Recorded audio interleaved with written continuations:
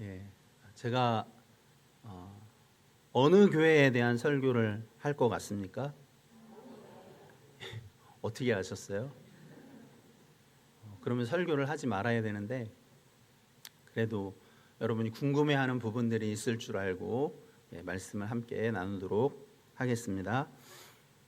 라우디게아는 셀루커스 왕조의 안티오쿠스 2세가 건설한 그런 도시 국가였습니다. PPT를 한번 띄워주시겠습니까? 예. 여기에 보시면 좀 보이시나요? 예, 지금 빨간 점들 보이시죠? 네, 에베소서래요. 에베소 교회, 그 다음에 서머나 교회, 그 다음에 버가모 교회, 두아디라 교회, 사대 교회, 빌라델비아 교회, 마지막으로 라우디게아 교회 해서 제 기준으로 봤을 때 이렇게 돼 있잖아요. 다음 장 한번 넘겨주시겠어요? 네. 지금 저기 파랗게 동그라미 속에 라우디게아 혹시 보이십니까? 예, 이 라우디게아 위쪽으로는 히에라볼리가 있고 아래쪽에는 골로새가 있습니다.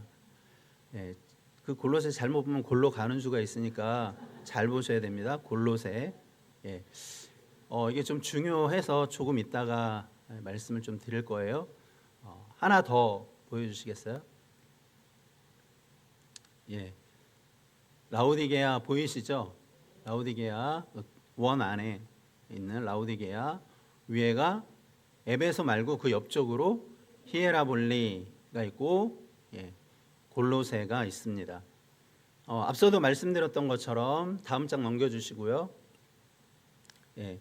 이 라우디게아는 셀루커스 왕조의 안티오쿠스 2세에 의해서 세워진 그런 도시 국가인데요. 이 이름이 라우디게아라고 하는 이 이름이 명명된 것은 그의 아내 라우디케의 이름을 따서 그 이름이 명명되었다 하고 말씀드릴 수 있습니다. 다음 주전 133년 로마의 지배 아래서 매우 번성한 그런 도시였습니다. 그리고 소아시아 도시 국가 중에서 최대의 규모를 자랑하는 최대의 도시라고 할 수 있는 곳이 라우디게아입니다. 넘겨서요. 상업 도시로 매우 유명한 그런 곳이었어요. 왜냐하면 그곳이 교통의 요충지였기 때문에 그래요. 그래서 무역이 활발하게 이루어졌고 그래서 금융업이 발달했습니다. 은행이 잘 되었고요. 그리고 고리 대금업이 성행을 하는 그런 지역이었습니다. 그래서 라우디게아의 사람들은 모두가 풍성하고 부유한 그런 삶을 살 수 있었습니다. 그리고 광택나는 검정 옷을, 그러니까 광택나는 검정 양모 옷을 만드는 공업 도시라고 그렇게 말할 수 있습니다. 그리고 의학이 발달되었어요. 의학. 예수님께서 뭐라고 말씀하셨냐면 안약을 사서 눈에 발라보라 이렇게 말씀하셨잖아요. 그러니까 안과가 발달되었어요. 안과. 부르기아 가루라고 하는 안약하고 그리고 의학교가 있었어요. 의과대학이 있었는데 안과 관련된 그런 의과대학이 있었다는 것이죠. 그 지역이 지진이 자주 일어나는 곳이에요.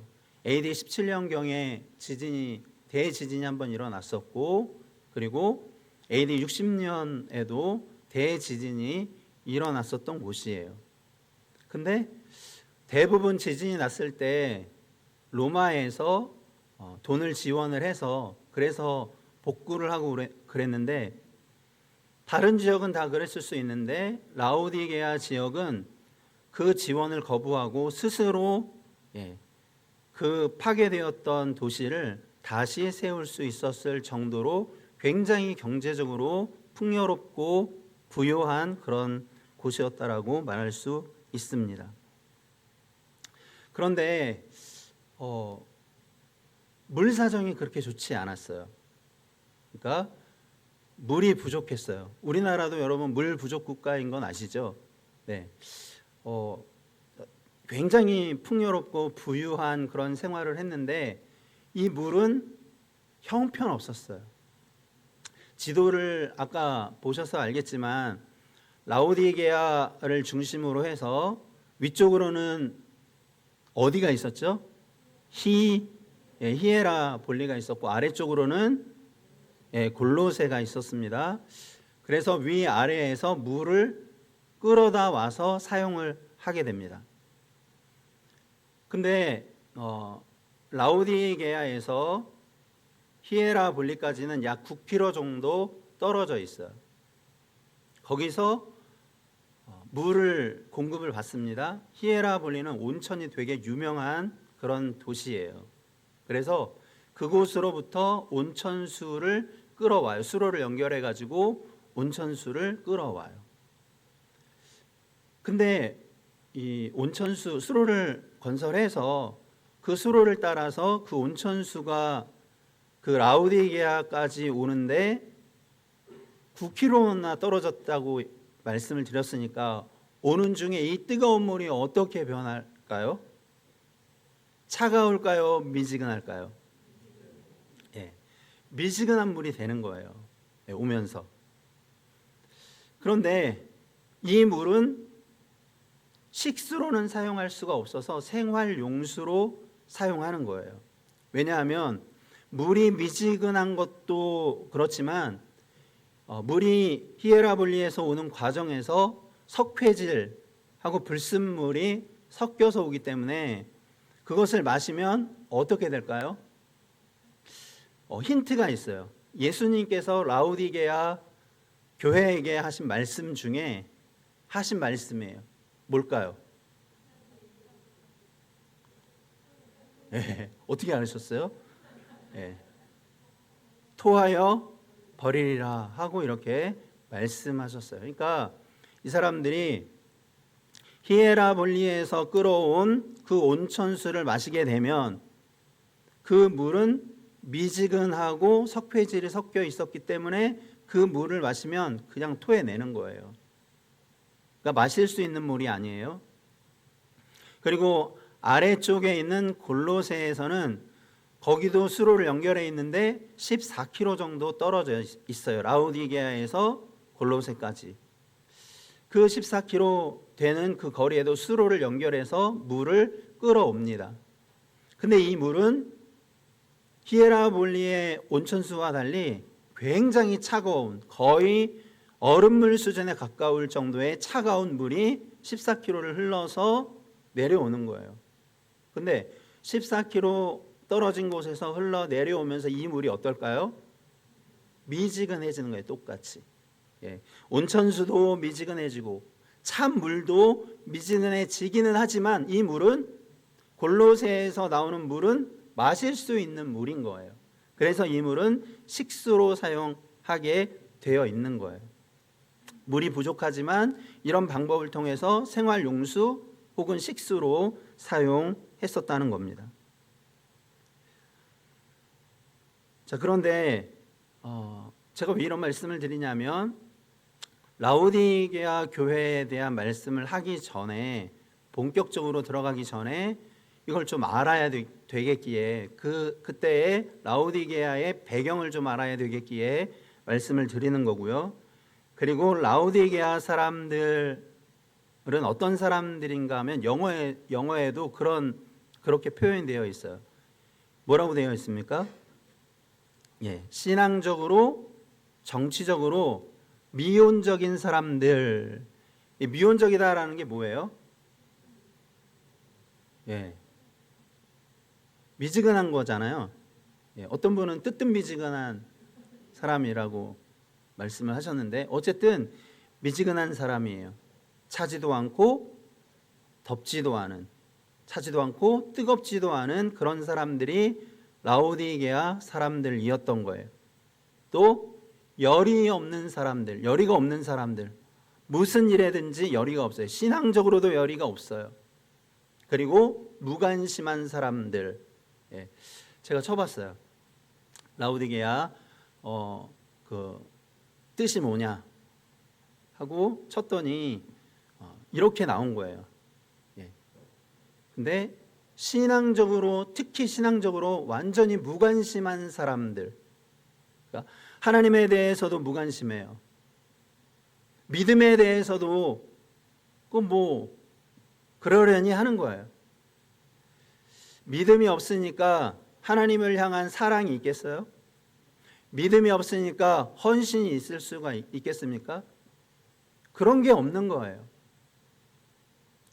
예수님께서 이 사람들의 이런 상태를 뭐라고 말씀하셨냐면, 너희가 차든지 더웁든지 하라 하고 이렇게 말씀하고 있어요. 차단하는 것은 뭐 어떤 분들은 냉철한 머리를 이야기하고, 뜨겁다는 것은 뜨거운 가슴을 이야기한다고 그렇게 표현하기도 하는데, 이 차갑다라고 하는 이 뜻의 의미는 예수님을 버리고 완전히 세상에 빠져든 상태를 말하는 거예요. 그리고 뜨겁다는 것은 주를 향해서 믿음을 가지고 하나님을 사랑하고 하나님을 향한 열심과 그리고 희생과 순종이 있었다는 것을, 순종이라는 것을 말씀해 주고 있는 거예요. 그런데 라오디게아 교회의 신앙의 온도는 어떻다고요? 예, 미지근한 거예요. 미지근한 거. 그래서 예수님께서 이런 말씀을 하셨을 때 라오디게아 성도들이 무슨 말인지 알아들을까요? 못 알아들을까요? 알아듣는 거예요. 왜냐하면 물을 끌어올 때, 그렇죠? 온천수를 끌어올 때 미지근하게 되고, 찬물 골로새에서 끌어와서 그것을 식수로 사용하지만 그것도 미지근한 물인 거예요. 그러니까 이런 미지근한 그런 상태에 대해서, 라오디게아 교회 성도들의 미지근한 상태에 대해서, 이것도 아니고 저것도 아니니까 너희가 그냥 나를 떠나서 세상으로 가든지, 아니면 나를 향해서 믿음을 가지고 하나님을 사랑하고 섬기고 희생하라고 그렇게 말씀하시는 건데, 사실은 예수님이 너희가 차갑든지 하라고 말씀하셨지만 차가워지기를 원하십니까?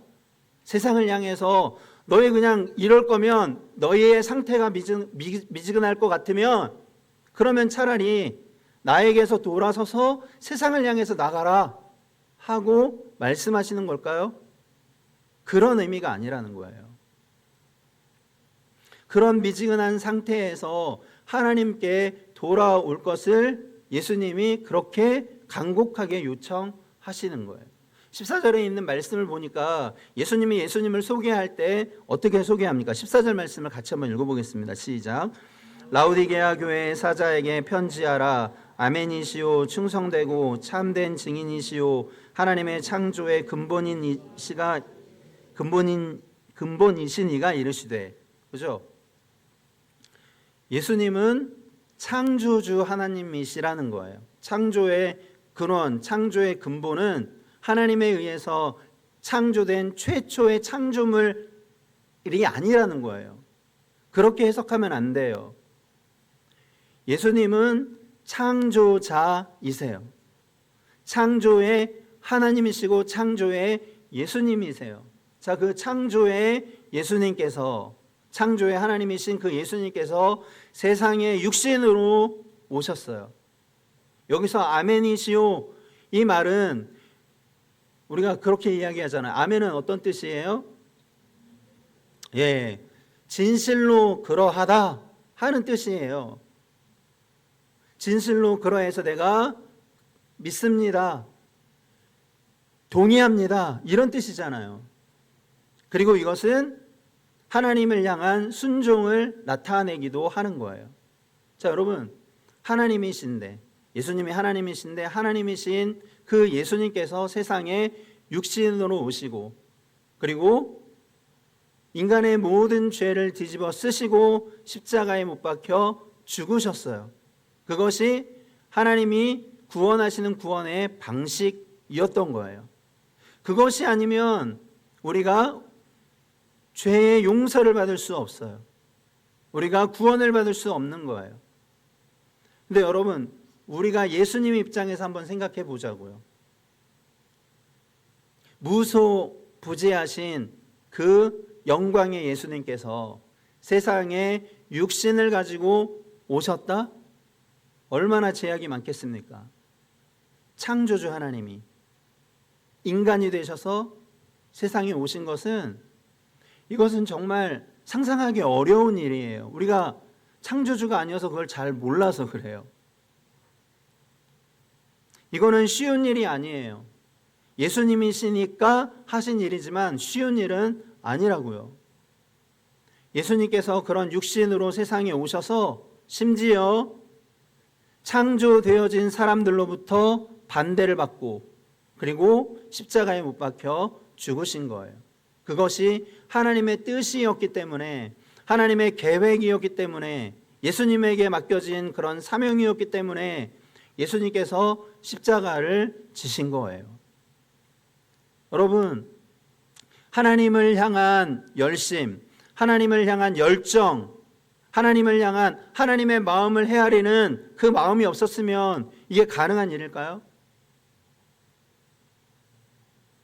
예수님의 그런 십자가를 지시는, 하나님의 말씀에 그대로 순종해서 십자가를 지시는 그 예수님의 모습은 라오디게아 교회 성도들하고는 완전히 대비가 되는 그런 모습인 거예요.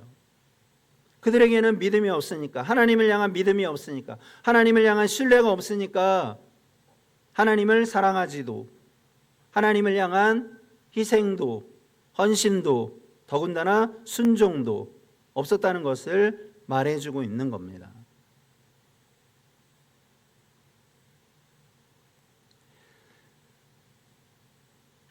(17절에) 있는 말씀을 보니까 이런 말씀이 기록되어져 있습니다. 내가 말하기를 나는 부자라 부요하여 부족함이 없다 하나 내가 곤고한 것과 가련한 것과 가난한 것과 눈먼 것과 벌거벗은 것을 알지 못하는도다 하고 이렇게 말씀하고 있어요. 라오디게아 교회의 성도들은 물질적인 그런 풍요로운 생활을 하고 있었어요. 그리고 이것이 하나님의 축복이다라고 생각하고 있었어요. 근데 외적으로는 부유한 삶을, 부유한 생활을 했었는지는 모르지만 예수님의 눈에 그들의 내적인 상태는 어땠을까요? 그들은 예수님이 말씀하신 것처럼 곤고했어요.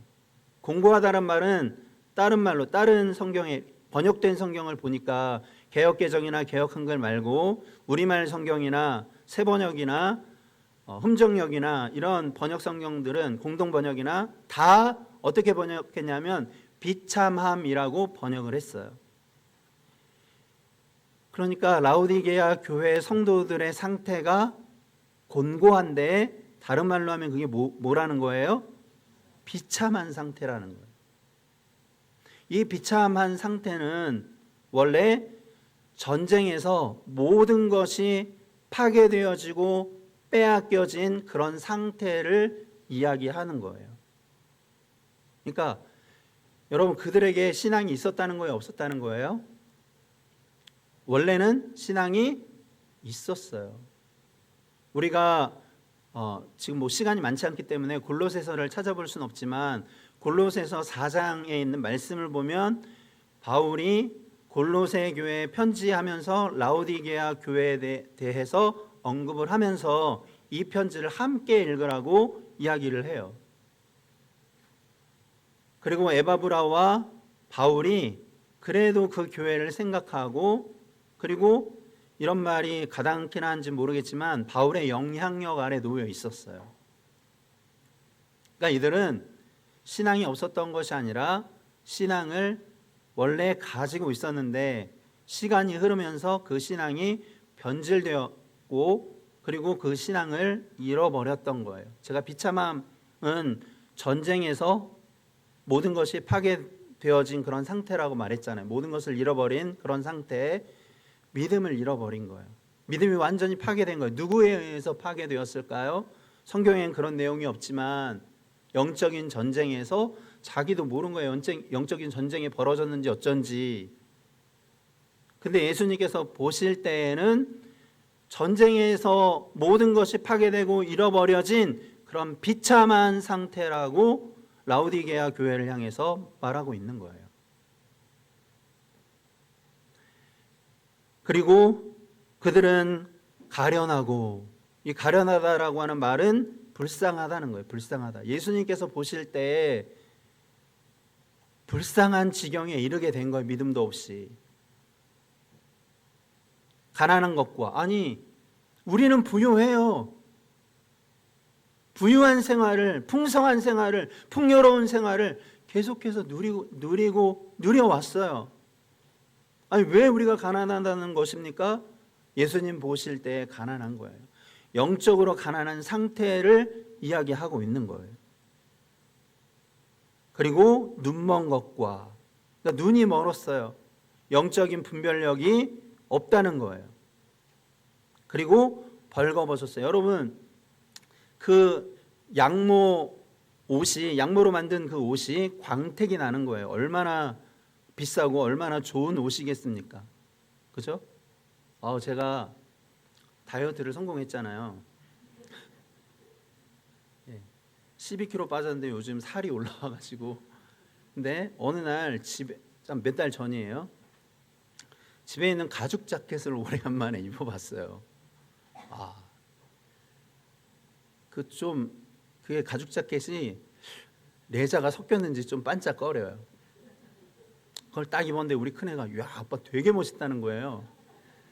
멋있다 그러면 또 입어주잖아요. 그러니까 광택나는 그 양모 그 옷을 입고 있었다고 생각해 보세요. 얼마나 삐까뻔쩍 하겠습니까? 근데 예수님이 보기에는 벌거벗은 것으로 보이는 거예요.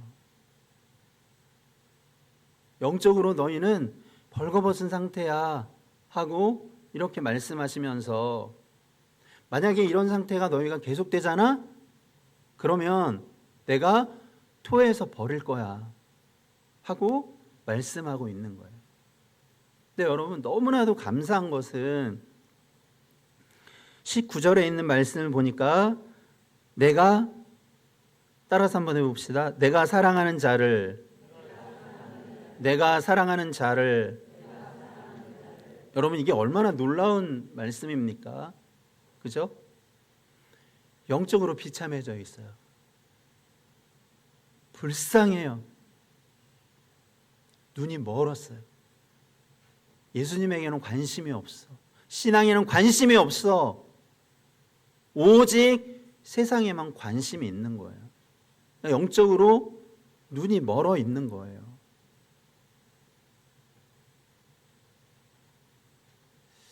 이런 상태에 있는 성도들을 향해서 뭐라고 말씀하시냐면 내 사랑하는 자녀라고 말하잖아요. 사랑하는 아들이라고 말하잖아요.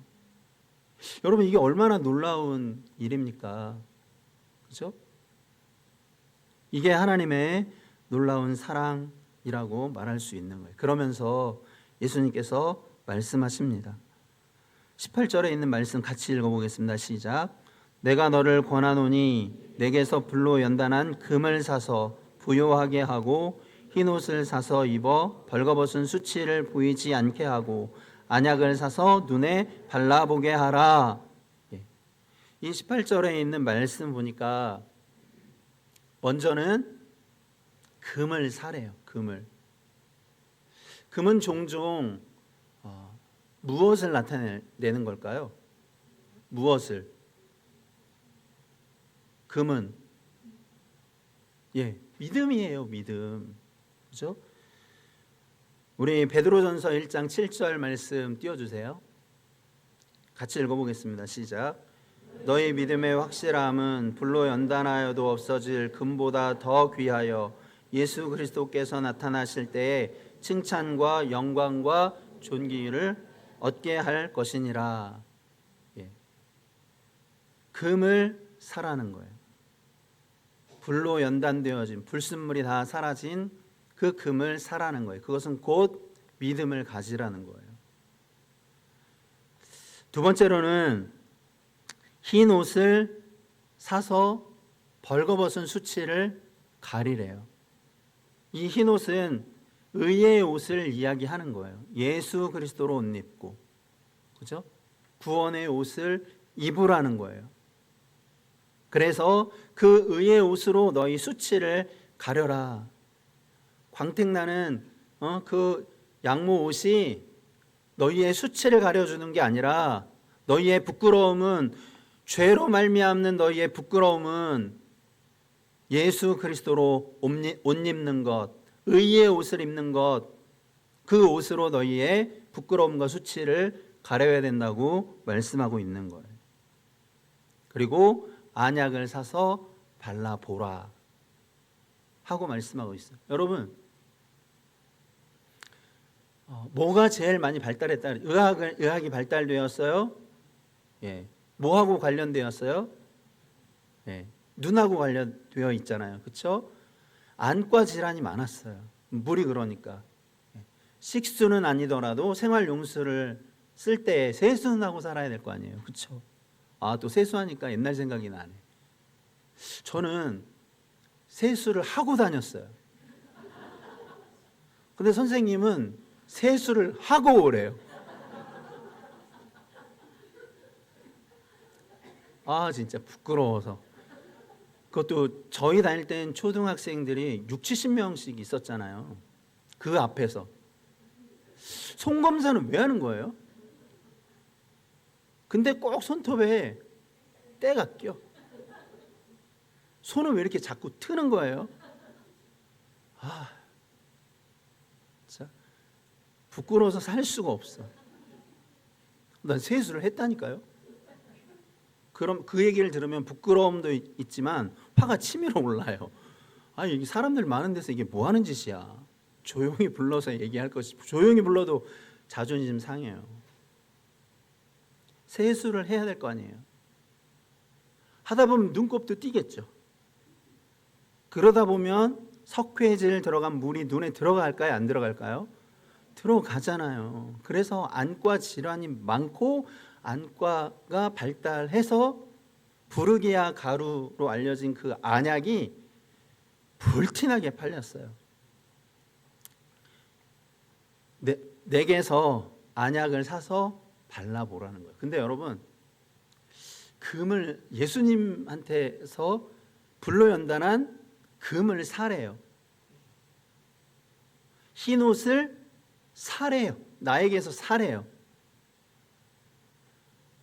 안약을 사래요. 사서 바르고, 사서 입고, 사서 가지래요. 이게 뭘 의미하는 걸까요? 진짜 돈을 주고 예수님에게 가서 사야 할까요? 그러면 그 값은 얼마일까요? 여기서 사라는 말은 진짜 돈을 지불하고 사라는 그런 의미가 아니에요. 이사야서 55장 1절 말씀 띄워주세요. 같이 한번 읽어보겠습니다. 시작. 오라 너희 모든 목마른 자들아 물로 나아오라. 돈 없는 자도 오라. 너희는 와서 사 먹되 돈 없이 값 없이 와서 포도주와 젖을 사라. 그죠? 이거는 예수님 앞으로 돌아오라는 초청인 거예요. 이사야서 55장 1절에 있는 말씀을 보니까 뭐라고 말씀하고 있어요? 와서, 그렇죠? 와서 사 먹으래요. 근데 돈 없이 사 먹으래요. 말이 좀 이상하잖아요. 그렇죠? 돈 없이 값 없이 와서 포도주와 젖을 사라. 예수님께서 값을 모두 치르셨어요. 그래서 우리가 예수님께 나아가기만 하면, 그러면 믿음을 우리에게 부어주신다는 거예요. 여러분, 우리가 주님 앞으로 나아가서 결국은 듣게 되는 게 뭐예요? 말씀을 듣게 되잖아요. 예배의 꽃이 뭐예요? 예배의 꽃은 설교예요. 말씀이에요. 예수님 앞으로 나와서 말씀을 들음으로 그 말씀을 통해서 믿음이 우리 안에 생겨나는 거예요. 말씀을 통해서 예수님께서 우리에게 믿음을 부어주시는 거예요. 믿음은 우리 안에서 생성되어지는 게 아니에요. 외부로부터 그 믿음이 들어와야 돼요. 말씀을 들음으로 우리 안에서 그 말씀을 통해서 믿음이 자라는 거예요. 그러니까 예수님께서 예수님 앞으로 나오라고, 돌아오라고 초대하고 있는 거예요. 사랑하는 여러분, 우리의 믿음의 온도를 한번 체크해 보시기 바랍니다. 이만하면 됐습니까? 그렇지 않다면 우리가 부지런히 주님 앞으로 나아가서 주의 말씀을 들음으로 그 말씀을 통해 영적인 부요함에 이를 수 있게 되기를 바랍니다. 세상에서 우리가 아무리 부요하다고 그렇게 말한다고 할지라도 예수님께서 보실 때 부요하지 않다면 그러면 부요하지 않은 거예요. 세상적으로 부족한 게 없어요. 근데 예수님께서 보실 때 부족하다라고 하면 그건 부족한 거예요. 흰옷을 사라는 거예요. 안약을 사라는 거예요. 그렇죠? 흰옷을 사야 예수 그리스도 안에 있어야 의의 옷을 입지 않겠어요? 예수 그리스도 안에 있어야 영적인 눈이 열려지는 거잖아요. 영적인 안목이 생기는 거잖아요. 근데 예수님 안에 있지 않으면 어떻게 돼요? 우리는 잘 몰라요. 영적인 눈이 어두워져 가는 줄 우린 잘 몰라요. 여러분, 우리가 예수 안에 있으므로 매일매일 예수 안에 있으므로 믿음으로 부욕해 될 수 있기를 바랍니다.